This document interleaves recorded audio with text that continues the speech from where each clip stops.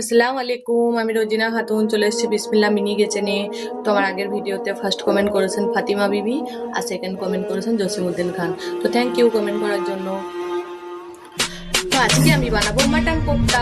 তো মাটন কোপ্তার জন্য আগে থেকে আমি মটনটা গ্রাইন্ডারে পিষে নিয়েছি আর নিয়েছি বাটা মশলা, ধনিয়া পাতা, রিফাইন অয়েল, সরষের তেল, চিনি আর গুঁড়ো মশলা।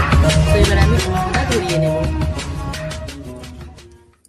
তো আমি উনুনটা জ্বালিয়ে নিয়েছি, এবারে কড়াইয়ে তেলটা গরম করতে দেব। বিসমিল্লাহির রহমানির রহিম। তেলটা গরম হতে হতে আমি কিমাটা মাখিয়ে নেব। আদা রসুন পেস্ট দেবো পরিমাণ মতো, মশলা দিয়ে দেবো, লবণ, লঙ্কা গুঁড়ো, হলুদ গুঁড়ো, একটুখানি জিরে গুঁড়ো, আর দিয়ে দেবো একটুখানি সরষের তেল, আর দিয়ে দেবো ধনিয়া পাতা। আমি চিনিটা নিয়েছি, কেউ কেউ কোপ্তাতে চিনি খেতে ভালোবাসেন, যারা মিষ্টি খেতে ভালোবাসেন তারা চিনি দিয়ে দেবেন। আমার ছেলে চিনি খেতে ভালোবাসে না, ঝাল ঝাল কোপ্তা ভালোবাসে, সেই জন্য আমি চিনিটা দেবো না। তো আমি এটা মেখে নিয়ে ফিরে আসছি। তো তেলটা আমার গরম হয়ে গিয়েছে আর আমি কোফতাগুলো রাউন্ড শেপ করে নিয়েছি। এবার আমি একটা একটা করে তেলে ছেড়ে দিচ্ছি। বিসমিল্লাহির রহমানির রহিম।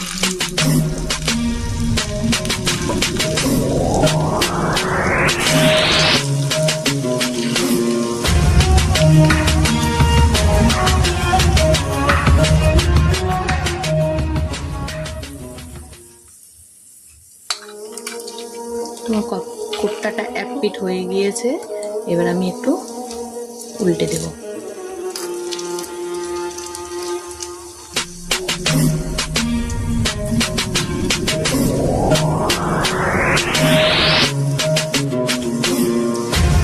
তো আপনারা দেখতে পাচ্ছেন আমার কোপ্তাগুলো কি সুন্দর ভাজা হয়ে গিয়েছে।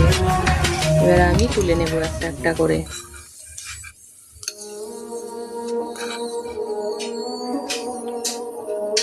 এখনো কয়েকটা আছে, এগুলো ভেজে নেব।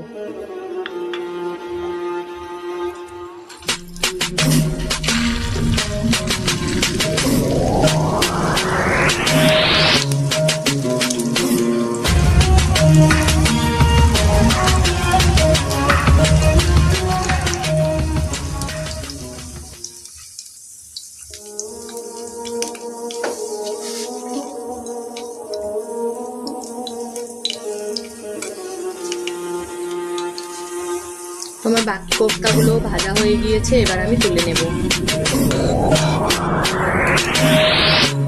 এবার এটা টেস্ট করে দেখবে আমার সঙ্গে